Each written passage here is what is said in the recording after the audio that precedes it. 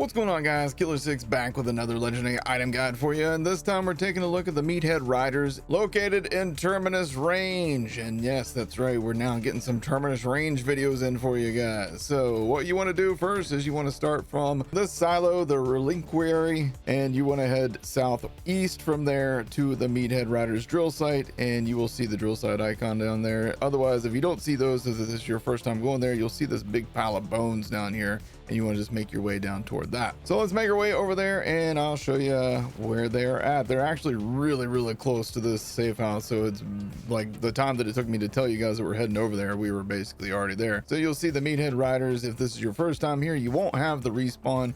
If it's not your first time, then you will. The actual mobbing to get this guy to spawn is probably the hardest part of this whole thing, because the boss himself, even though he's called the Immortal Boneface, yeah, that's a lie. He's actually one of the weaker drill site bosses that you will fight. Now, his first half is a little bit tougher, but his second half is real weak. So this should be a pretty quick and easy fight for anybody that's doing this. I'm gonna go and pop our action skill. You don't have to fight this guy on Ultimate 5 to get the drops, by the way, so you might notice that I'm just, you know, in here on easy mode, and why not? He's gonna drop the same stuff regardless, so might as well. And as you can see on the first run, we got nothing, so we will come back and keep farming until we get all the drops.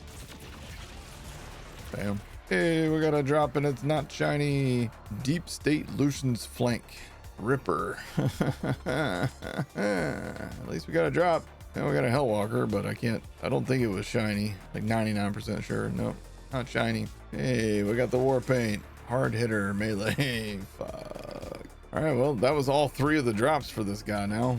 Starting us off first is the Lucian's Flank. Now, this is a Vladov assault rifle, and it is a returning weapon, but it was called the Lucian's Call in Borderlands 3. However, in this game, they're calling it the Lucian's Flank. As you can see, the base DPS on this thing is 5,453 on the one that I got. It can vary from that, though. Primary stats on this thing are damage of 646, which sounds terrible, but just wait. The accuracy is 78%. Got a 2.4 second reload, 11.5 shots per second, and the ammo count is 76. So you can kind of see where your damage is actually going to come from right there. The one that I've got here is radiation, but it can spawn in every single element. It cannot be non-elemental for this one. The gold text on this says trample. Critical hits refill up to 2 ammo to the gun's magazine. So hit your crits, return ammo to the mag. This one also has a secondary barrel, which increases your fire rate, and has Jacob's crits, which will ricochet projectiles to nearby enemies. The red text says, how dare you? So let's take this thing out and have some fun. All right, as you can see here, we got some basic enemies. I'm not going to pop any action skills or anything like that. I'm just going to shoot people in the face. This is with the normal version, and then if we switch it into double barrel, we're going to do even more damage, but it's going to go through the ammo faster. But you can see this is a very good assault rifle, a very good assault rifle. Highly worth using. Not enough people seem to be using this thing. There is a lot of love out there for the wombo combo, and you know, but this thing is highly underrated. And if you hit your crits, you're going to get the ammo back, and that's always been one of the issues with most guns in Borderlands 4 is you're going to run out of ammo. But this thing just shreds, dude. It is so good. Definitely recommend getting this thing. Now, one of the things that makes the Lucian's Flank so good is that it actually got a buff back on October 23rd. The base damage was increased by 50%, and the recoil was reduced slightly, making this thing just as good as it is now, and it's exceptional. Just an absolutely exceptional gun now. And again, credit to Loot Lemon for having this information on their website. Make sure you check out lootlemon.com. All right, up next, let's talk about the rep kit that we get from this boss, and this is the War Paint. Now, this is actually one of the better overall rep kits in the game. And what does this thing do? The gold text says Chrome on use grants 30% fire rate and 30% movement speed for 15 seconds, and it reduces the rep kit cooldown by 2 seconds each time damage is taken. So that's right, every time you get damaged, you get your cooldown to go a little bit faster on this thing, so you can pop it again. Solid rep kit that you should probably think about using on every character. I know a lot of people like the triple bypass because you can pop it 3 times, but this is actually really good. So the stats on this thing are 7,733 healing. You got a instant heal of 3,867. You got healing over time of the additional 3,867 over the next 15 seconds. So a little bit slow on that part, but that initial heal is really good. The cooldown is 50 seconds, but again, that is mitigated by the actual perk of this thing. Every time you get shot or you take damage, you're going to get that cooldown a bit faster. Now, I also rolled a bonus on this one of tank, which just reduces your damage taken, which that's a solid option, but there's other options. You can obviously use enrage so you get more damage. You can use amp so that your next shot does something crazy, usually great for snipers and launchers, things like that. So obviously that is going to pair very well with a Vladov assault rifle like the Lucian's flank, because again, you get that 30% fire rate,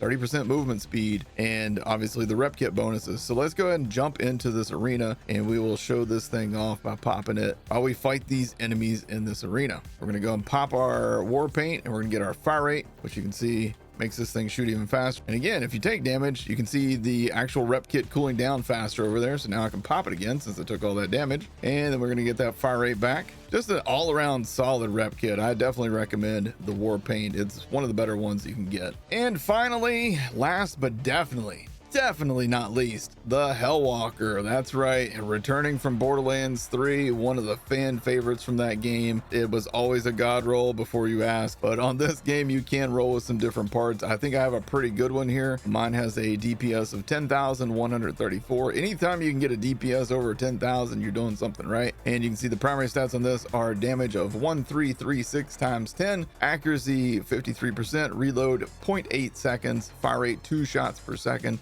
and the ammo count is 2. You can see that this rolls with a crit damage multiplier of 20%, and the shot cost is 2 ammo per shot. It's always going to be fire element. It wasn't at launch. At launch, it was always non-elemental, and then they were like, oh, okay, hold on, that's right. This thing was supposed to be fire damage just like it was on Borderlands 3. They fixed that. They also gave this thing some buffs. We'll go over that in a second too. And then we have the gold text, which just says Soothsayer. Now, what this thing does is when you first pick it up, obviously it plays that awesome guitar riff, and then it shoots in the shape of a pentagram. Now, obviously, since it's Jacobs, it's also going to ricochet projectiles to nearby enemies. The red text says, a piece of the moon hung in the sky like a polished bone. All right, so let's use this guy.